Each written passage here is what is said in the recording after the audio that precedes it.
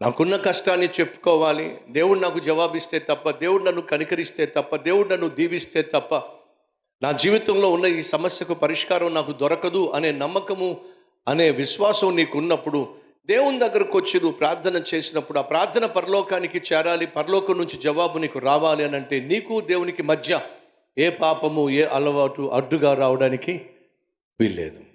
రక్షింపనేరకున్నట్టు నా చేతులు కొరచ కాలేదు, విననేరకున్నట్లు నా చెవులు మందం కాలేదు, కానీ మీ దోషములు, మీ పాపములు మీకు నాకు అడ్డుగా వచ్చేసినాయి అని చెప్పి దేవుడు అన్నాడు.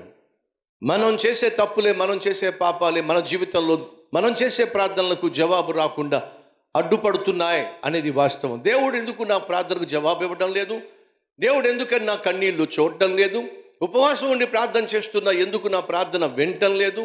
ఎందుకు నా కష్టాలు తీర్చటం లేదు? ఎందుకు నన్ను స్వస్థపరచటం లేదు? ఎందుకు నాకున్న కష్టంలో నుంచి విడిపించి నాకు దేవుని దీవెన పంచిపెట్టడం లేదని అనేక ప్రశ్నలు దేవుడిని వేస్తున్నావు. కానీ దయచేసి వినో, నువ్వు చేసిన ప్రార్థన వాస్తవంగా దేవుని సన్నిధికి చేరకుండా అడ్డుపడింది ఎవడో తెలుసా?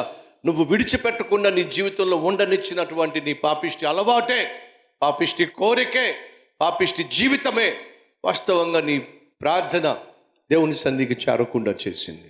నీ ప్రార్థనే దేవుని దగ్గరకు వెళ్లకుండా దేవుని దగ్గర జవాబు రావటం లేదని, దేవుడేదో నీకు ఆలస్యం చేసేస్తున్నాడని, అందుకోసమే నీ జీవితము అతిగతి లేకుండా పోయిందని, అతలాకుతలం అయిపోతుందని దేవుణ్ణి నిందిస్తే ఏం లాభం? మొదటిగా నువ్వు చేయాల్సింది నిన్ను నీవు పరీక్షించుకో.